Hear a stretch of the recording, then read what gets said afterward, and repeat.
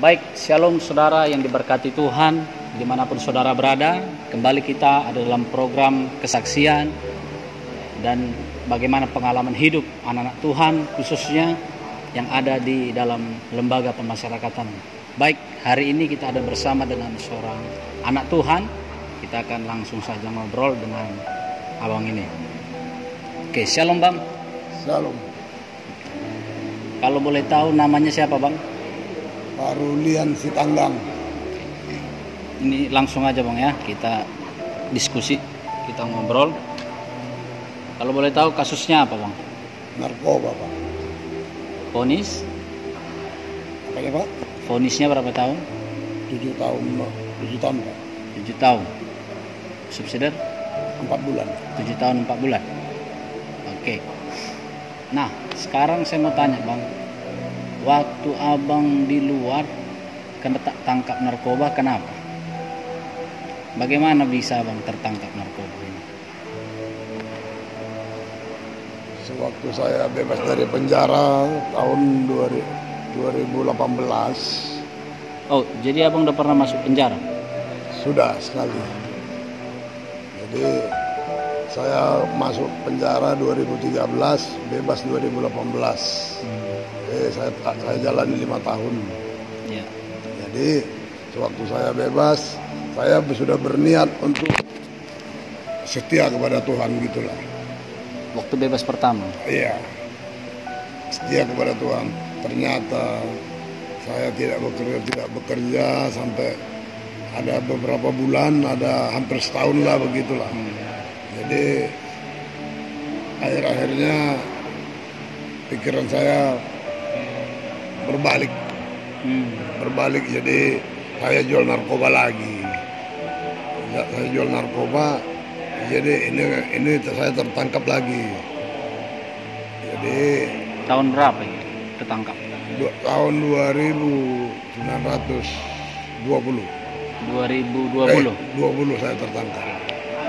Boleh ceritakan gimana proses abang bisa ditangkap? Waktu saya ditangkap, abang lagi ngapain? Saya bawa sabu ke Tanah Karo, ke Banjahe. Lalu biasanya setiap saya kasih sabu itu saya pulang. Jadi saat itu saya tidak pulang. Jadi ketepatan yang saya tunggu duit lama, maka saya tidak pulang. Abang lagi nunggu duit? Iya, lagi nunggu duit. Rupanya pasangan saya kerja tadi kalah main judi. Lalu saya menunggulah 1 malam di rumah itu. Tunggu barang dia habis gitu. Jadi setelah itu gak lama tertangkap dia di luar. Tertangkap dia di luar, dia bawa polisi ke rumah. Abang saya yang bawa sabu ini, dia bilang. Oh, polisi datang ke rumah. Abang lagi di situ? Lagi di rumah, iya. Dia bawa polisi tadi karena dia tertangkap. Dibilanglah abang juga yang ikut bantu dia? Iya. Dari abang sabunya katanya? Dari abang sabunya. Baik, akhirnya ketangkap. Akhirnya saya ketangkap. Ya, abang nggak bisa ngelak lagi? Nggak bisa mengelak lagi. Jadi terus saya dibawa ke sel. Saya akui. Iya, memang saya bawa, saya bilang. Baik, ini kisah penangkapan. Saya kasih rangkuman sedikit. Bapak ini atau abang ini sudah pernah masuk penjara 2013, bebas 2018, sudah niat untuk bertobat. Sudah niat. Tetapi ketika saya bebas, tergoda lagi karena situasi ekonomi, istri saya juga sudah memberontak di rumah. Oh, istri memberontak. Gimana kita ini, apa yang kita makan ini di rumah, dia bilang. Jadi lalu saya berpikir, lalu saya keluar ke pasar. Ternyata ada pula yang saya lihat teman saya merampok sabu. Merampok sabu teman saya. Jadi lalu saya minta jatah. Dek, dikirilah abang belum kerja. Saya bilang, terus dia bukan kasih duit, dia kasih sabu. Oh, Saya putar sabu tadi. dari situ jalannya. Iya. Baik. Istri pun menuntut juga karena kebutuhan kurang. Akhirnya abang ini pun tergoda karena ada kesempatan. Dilihat ada kawan-kawan adik-adiknya mencuri sabu ya bang ya. Iya, Akhirnya dia merampok minta sabu. merampok sabu. Akhirnya abang ini dikasih sabu pula. Itulah abang olah putar. Iya, tadi saya berharap saya dikasih duit gitu. Padahal dikasih sabu. Dikasih sabu 1 on. 1 on. Itu abang kembangkan terus. Itu saya kembangkan, lalu saya tertangkap. Nah ini menarik sekali ke pengalaman hidup seorang abang si Tanggang. Ya sudah ada niat untuk bertobat, tetapi akhirnya tergoda lagi oleh situasi ekonomi. Jadi sekarang istri mana bang? Istri saya juga sewaktu saya ditangkap, dia berniat untuk mengurus saya di Kabanjahe. Ternyata ada sabu saya tinggal di rumah. Iya. Jadi lalu istri saya bilang, ini barang-barang ini kemana dibuat ini? Udah tolakkan aja sama teman-teman, saya bilang. Lalu dia tolak, rupanya pelanggan tadi bawa polisi. Oh, siapa itu? Ya, Yang dia rencana mau kasih sabu itu sama siapa? sama pelanggan lah, sama yang penjual sabu juga lah. Tahu-tahu dia bawa polisi ke rumah. Rupanya polisi yang dia bawa. Dibawa. Kejebaklah istri abang. Iya. Akhirnya kena tangkap juga. Akhirnya kena tangkap juga. Ponis Diponis 10 tahun. 10 tahun. 10 Abang- tahun putus. Abang 7 tahun. Nah, Di mana sekarang istri? di LPD. LPW. LPW. Iya, lapas wanita ya. Iya. Nah, oke. Baik, saudara ini saya kaget juga. Ternyata istri pun kena. Anak gimana? Anak di rumah opung ini. Berapa banyak anak? Anak saya cuma 1 orang. Satu. Perempuan, udah gadis. Satu lagi? Cuma 1. Oh, oke. Baik, abang ini hanya punya anak 1 dan tinggal di rumah mertua sekarang, di mana istri sedang juga melewati hukuman di lapas wanita.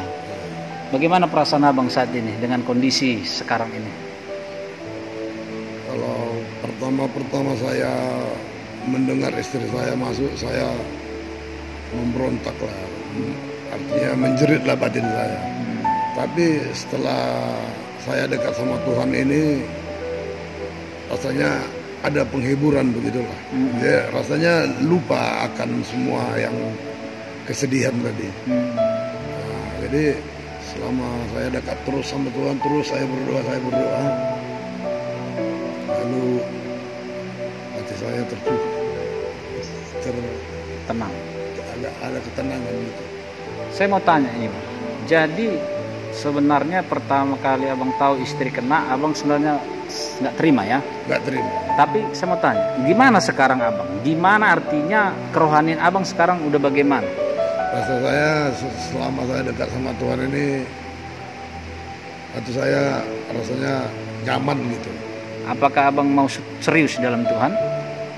Ya, kalau bagi saya karena saya sudah gagal sekali, kalau kali ini memang harus serius sama Tuhan. Mau sungguh-sungguh? Sungguh-sungguh. Karena dulu pun pernah gitu ya. Iya. Nah, abang yakinkan hari ini dengan lebih sungguh-sungguh lagi. Lebih sungguh-sungguh. Jangan batal lagi. Jangan gagal lagi. Jangan gagal lagi. Mau tanya dulu bang, apa kegiatan abang sehari-hari untuk meningkatkan kerohanian abang di lapas ini? Saat ini belum ada karena saya masih baru, belum ada begitu. Kegiatan saya hari-harinya saya pagi ke gereja saja lah. Ke gereja ngapain abang? Ya, saya ke gereja ya beribadah lah. Beribadah. Selain beribadah, ada kegiatan lain, entah berdoa, baca firman? Tidak ada Pak, belum ada. Maksudnya kegiatan pribadi? Kegiatan pribadi ya berdoa pribadi, ya. Baca firman, Berdoalah, baca Alkitab di kamar.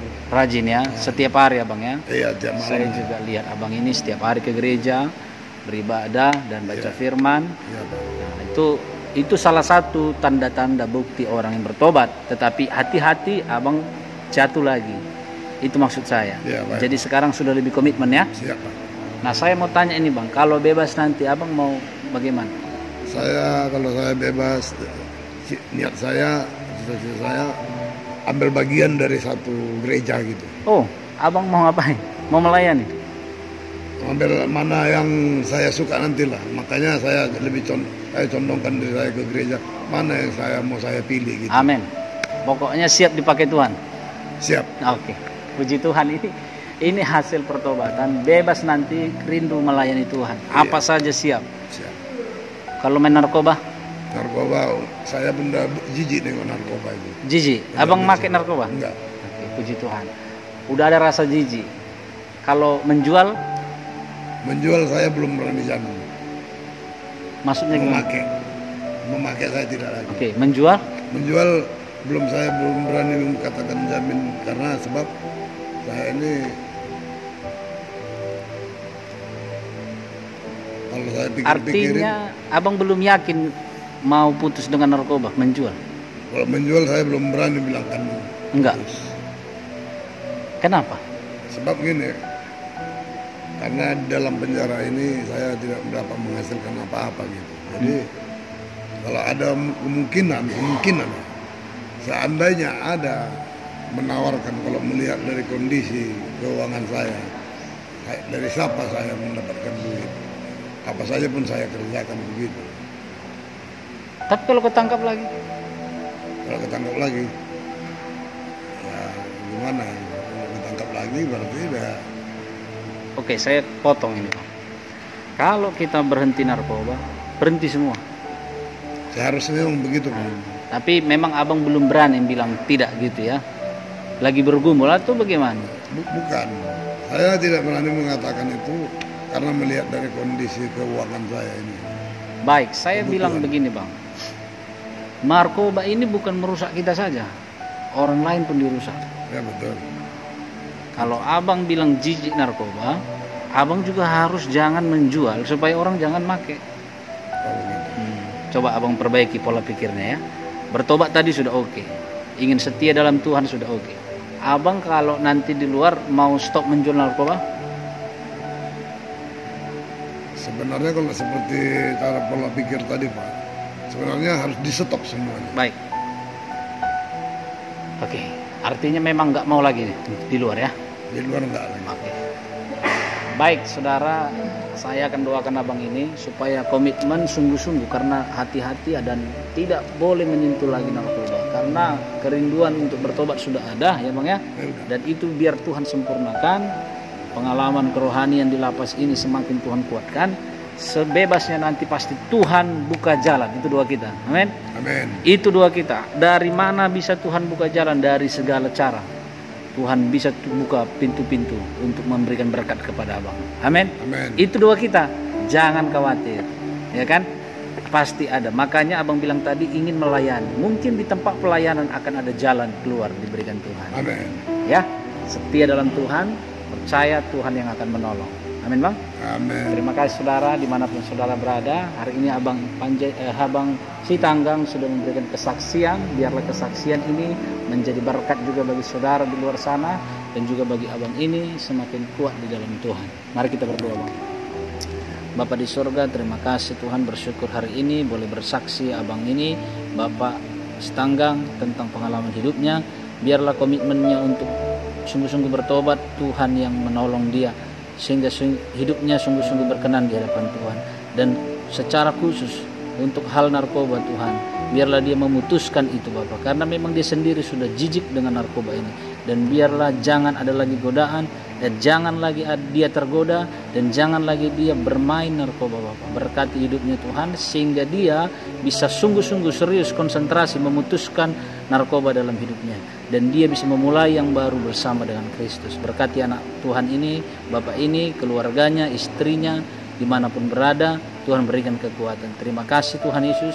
Di dalam nama Tuhan Yesus kami berdoa dan mengucap syukur bersama kita katakan amin.